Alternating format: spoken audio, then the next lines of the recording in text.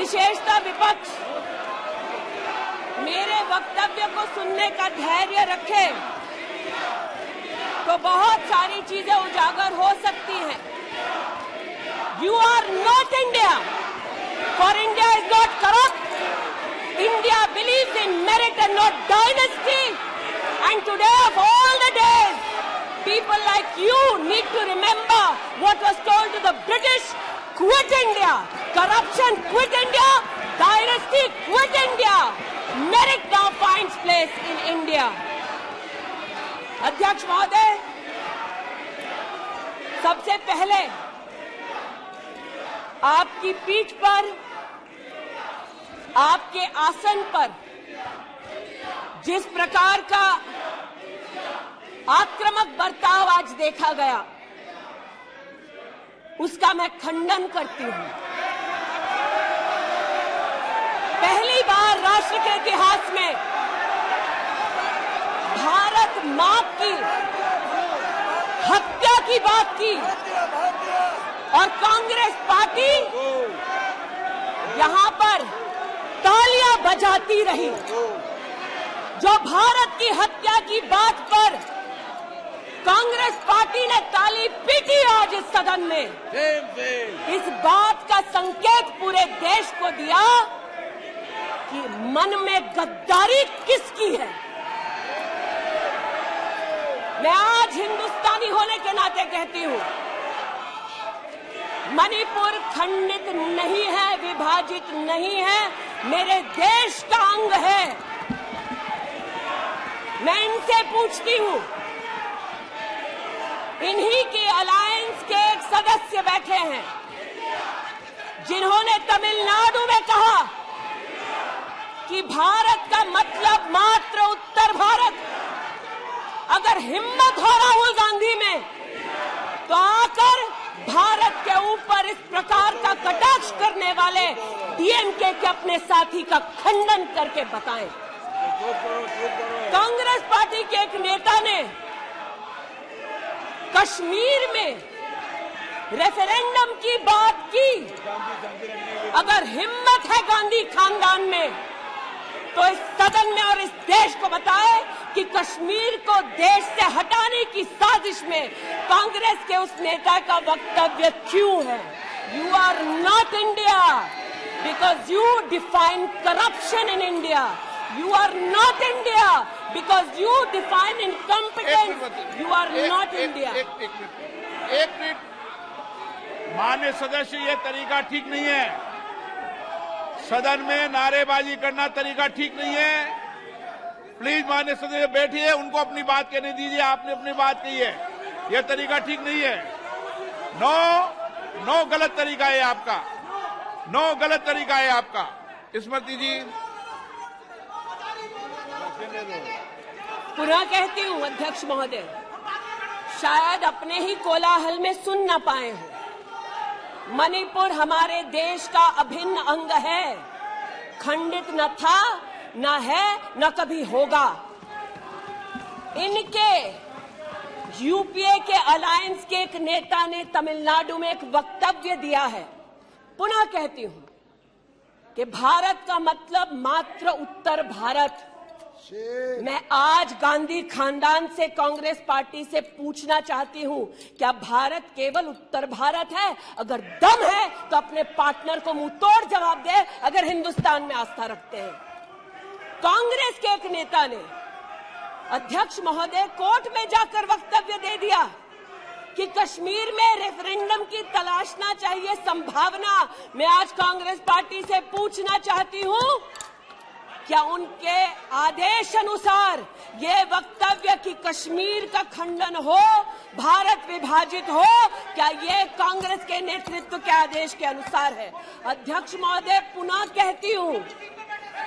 कहती हूं, हमारे राष्ट्र के संसदीय इतिहास में आज तक भारत मां की हत्या की बात करने वाले कभी भी बैठकर मेज नहीं थपथपाते। कांग्रेसियों ने बैठकर मां की हत्या के लिए मेज थपथपाई है। ये बात करते हैं इंसाफ की, ये चेहरा धूमिल है, ये चेहरा धूमिल है। मैं बताऊं किसका चेहरा है, मैं बताऊं किसका चेहरा है अध्यक्ष महोदय। ये चेहरा है गिरिजा टिक्कू का। सुन लीजिए पंडितों की दास्तान आप भी। गिरिजा टिक्कू का यह चित्र है। 90 के दशक में एक महिला यूनिवर्सिटी में अपना पेचेक लेने जाती है। सारी बातें करूंगी। अपना पेचेक लेने जाती है, बस से घर लौटने का प्रयास करती है। उसको 5 मर्द बस से खींचकर टैक्सी में ले जाते हैं, बलात्कार करते हैं और फिर आरी से उसका बदन काट देते हैं। जब गिरिजा टिक्कू के जीवन पर एक फिल्म में एक प्रति आया,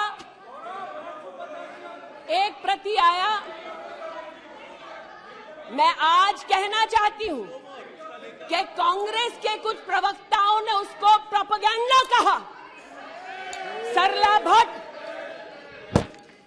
भट्ट, आप नहीं चाहते कश्मीरी पंडितों की दास्तान कहीं सुनाई जाए, आप नहीं चाहते वो आइडेंटिफाई हो एज विक्टिम्स। सरला भट्ट मेडिकल स्टाफ थी। 90 के दशक में उसको उसके इंस्टीट्यूट से अगवा करके गैंग रेप किया गया और सड़क के किनारे रखा गया। आज मैं पूछना चाहती हूं कि एक तरफ इनकी अलायंस के लोग हिंदुस्तान को विभाजित करने की बात करते हैं, ये आज अपने आप को इंसाफ के पुजारी बताते हैं, लेकिन मुझे बताइए गिरिजा टिक्कू, सरला भट्ट को कब इंसाफ मिलेगा?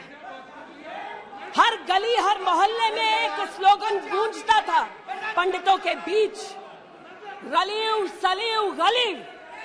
पुनः कहती हूं, रलियू सलियू गलीव।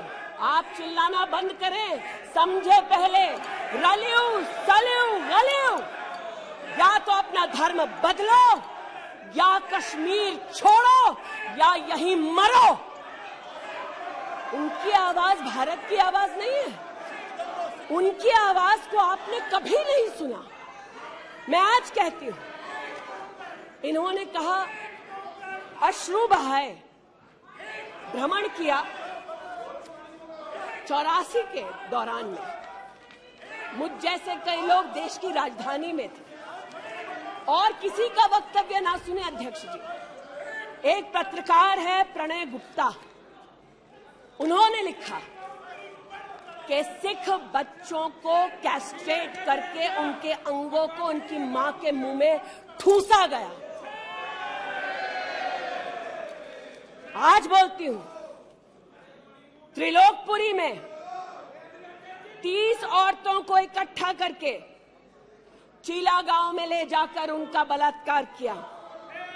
सुल्तानपुरी में एक महिला ने एफिडेविट दी है, मेरे हस्बैंड को मार दिया, बेटी को शादी से एक रात पहले उठाकर ले गए और उसका बलात्कार किया।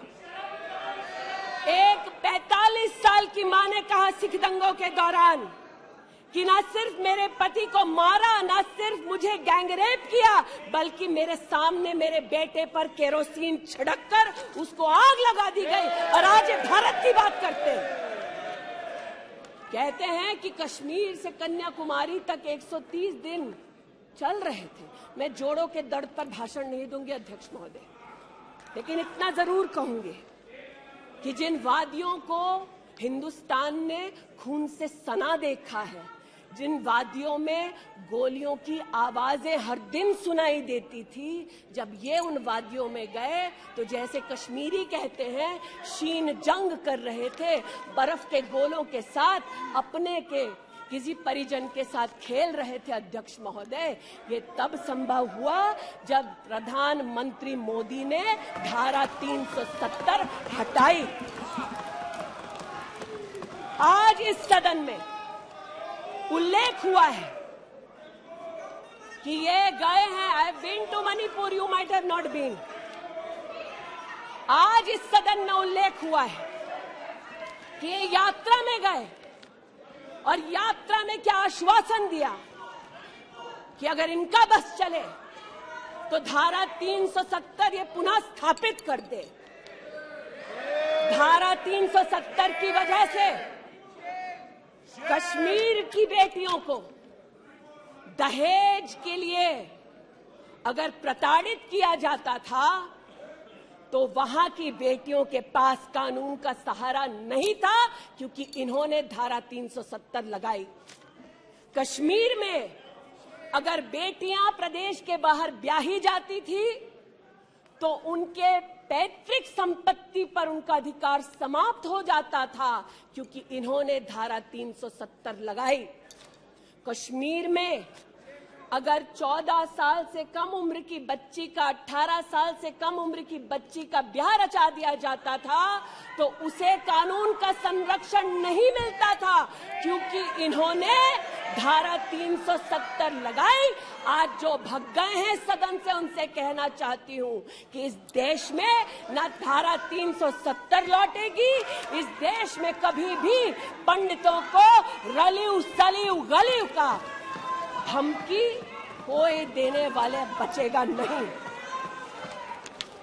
आज कई यहां पर बहनें उपस्थित हैं जो वहां से अपनी आक्रोश को और राहुल जी के प्रति समर्थन को व्यक्त कर रही हैं। 84 के दंगों का विवरण सुनकर, गिरिजा टिक्कू का विवरण सुनकर, और मैंने स्वयं अध्यक्ष जी मणिपुर के मुख्यमंत्री से बात कर त्वरित रूप से वहां पर लोग पकड़े जाएं, न सिर्फ इसका वहां पर निवेदन किया बल्कि वो लोग पकड़े गए। सीबीआई की इंक्वायरी जारी है।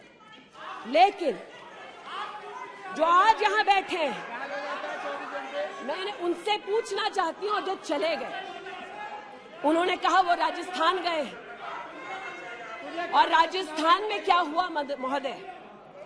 गिरिजा टिक्कू को तो 90 के दशक में आरी से काट दिया गया था। भीलवाड़ा में 14 साल की लड़की के साथ सामूहिक बलात्कार होता है। इस सदन से 2 महिला एमपीज उस परिवार से मिलती हैं। बच्ची जब जिंदा थी गैंगरेप के बाद महोदय, उसे काटा जाता है, फिर उसे भट्टी में डाल दिया जाता है। ये इन महिला सांसदों का वक्तव्य है कि जिस बच्ची को 14 साल की उम्र में जब जीवित थी गैंगरेप के बाद भीलवाड़ा राजस्थान में काटा गया, जलाने के लिए फेंका गया, उसका मात्र एक हाथ भट्टी के बाहर छूट गया था। मैं आज पूछना चाहती हूं अध्यक्ष महोदय, ये आज जो जोर जोर से चिल्ला रहे हैं, न्याय की गुहार इन्होंने तब नहीं लगाई जब 60 साल की एक महिला का पश्चिम बंगाल में उसकी नाती के सामने गैंगरेप हुआ। कोर्ट में केस लंबित है। इनका दिल नहीं दहला और पूछ रहे थे कि मणिपुर के बारे में आप नॉर्थ ईस्ट के बारे में नहीं जानते। जिन्होंने प्रस्तावना की उनसे कहती हूँ, नल्ली का मैसेकर हुआ, 5 मिनट के लिए कांग्रेस की एक नेत्री गई, लेकिन इनका क्या रुख था तब? 2012 में तरुण गोगोई जी ने स्वयं वक्तव्य दिया है कि दंगे हो रहे हैं, लेकिन कांग्रेस की केंद्र की सरकार ना ट्रूप्स दे रही है, ना इंटेलिजेंस दे रही है। कोकराझार की बात करते हैं कि मेरा वक्तव्य नहीं है, तब के कांग्रेस के मुख्यमंत्री तरुण गोगोई का वक्तव्य है। कोकराझार में हिंसा होती है, धुबड़ी में 3-3 महीने कर्फ्यू रहता है। आज महोदय जो लोकतंत्र की दुहाई दे चुके हैं, हम बार बार इस सदन में बार बार इमरजेंसी की गाथा को याद करते हैं। इस सदन में हम लोग बार बार उन नेताओं को, उन सामाजिक संस्थाओं को, उन मीडिया के बंधुओं को उनकी प्रिंटिंग प्रेस कैसे जबरन बंद कर गई, उसको इस पर विस्तृत चर्चा होती है। लेकिन इमरजेंसी के कालखंड में साधारण महिला का इन्होंने कांग्रेस पार्टी ने क्या हश्र किया। स्नेहलता रेड्डी की आज बात करना जरूरी है। बेंगलुरु की जेल में बंद किया गया और इसलिए बंद किया गया क्योंकि वो सोशलिस्ट थी, भाजपाई नहीं थी, सोशलिस्ट थी। और जब बंद किया 2 मई 1976 को, तब उन्होंने अपनी प्रिजनर्स डायरी में लिखा, और मैं कोट कर रही हूं, जो पब्लिकली अवेलेबल है। As a woman comes in, she is stripped naked in front of everyone else. When a human being is sentenced, is the punishment not enough? Must the human body be degraded and humiliated? ये स्नेहलता रेड्डी के शब्द हैं, जो उन्होंने emergency के कालखंड में jail में लिखे, अपनी अचीवमेंट्स को बताते हुए। जून 6, 1974 में स्नेहलता रेड्डी लिखती है that at least I have achieved something here. I have stopped the horrible beatings the women prisoners used to get. ये कांग्रेस का इतिहास है और ये भारत की बात करते हैं। अस्थमा की पेशेंट थी ये महिला, जेपी जी को तो डायलिसिस ना करने दिया, अस्थमा की इस पेशेंट को दवा नहीं लेने दी। वो 2 बार एस्थमेटिक कोमा में गई और एस्थमेटिक कोमा में जाते जाते जब उनकी हालत बिगड़ी तो पैरोल पर उनको 15 जनवरी 77 में छोड़ा। चार्जशीट में इस औरत का नाम नहीं था और 5 दिन बाद उनका देहांत हो गया। इनका इतिहास खून से सना है और जिनकी हत्या हुई, आज वो इनको कटघरे में नहीं ला सकते, इसलिए आज इस सदन में मैं उनका नाम ले रही हूं, उनके बारे में बोल रही हूं। चाहते हैं कि मणिपुर पे चर्चा हो, मणिपुर पे चर्चा करने के लिए बार बार पार्लियामेंट्री अफेयर्स मंत्री ने गुहार लगाई, बार बार देश के गृह मंत्री ने कहा, हमारे श्रद्धेय राजनाथ जी ने भी कहा कि आप मणिपुर पे सदन पर चर्चा कीजिए, हम चर्चा के लिए तैयार हैं, भागे ये, हम नहीं, भागे ये और हम नहीं। और भागने के पीछे कारण क्या? क्योंकि गृह मंत्री जब बोलने लगेंगे, परतें जब खुलने लगेंगी, तब ये मौन साध लेंगे। मौन मुद्रा का उल्लेख हुआ था, मौन थे ये लोग कई चीजों पर और आज भी हैं। अध्यक्ष महोदय, मेरे हाथ में केपीएमजी की एक रिपोर्ट है जो इनके कार्यकाल से संबंधित है, जो कहता है कि करप्शन की वजह से यूपीए की कार्यकाल में हमारे देश की जीडीपी की ग्रोथ को 9% का नेगेटिव इंपैक्ट होगा। ये अंतर्राष्ट्रीय एजेंसीज बोल रही थी, लेकिन ये चुप थे, आज भी चुप हैं। जो लोग जीरो लॉस थियरी सिखाते थे, आज उसी कांग्रेस के एक नेता को कोयला घोटाले के लिए सजा हुई है और वो चुप है। लेकिन चुप और बहुत सारी चीजों में रहे महोदय। 2005-06 में यूपीए की सरकार को यह ज्ञात हो गया था कि खुले में शौच करने की वजह से महिलाओं का बलात्कार हो रहा है। 2005-06 में इनको पता था, ये सरकारी सर्वे में ज्ञात हुआ है, लेकिन ये चुप थे। 2010 में वर्ल्ड बैंक की रिपोर्ट ने कहा, इनकी तब सरकार थी, कि स्वच्छता न होने की वजह से देश की जीडीपी पर 6.4 का नेगेटिव इंपैक्ट है, ये चुप रहे। महिला का बलात्कार खुले में शौच में हो रहा था, इनको पता था, ये चुप रहे। 2014 तक देश में केवल 39% आबादी को इन्होंने टॉयलेट की व्यवस्था सुनिश्चित करके दी। 2019 तक 100% कवरेज हुआ। 110 मिलियन टॉयलेट, ये हंसते हैं इस पे अध्यक्ष जी।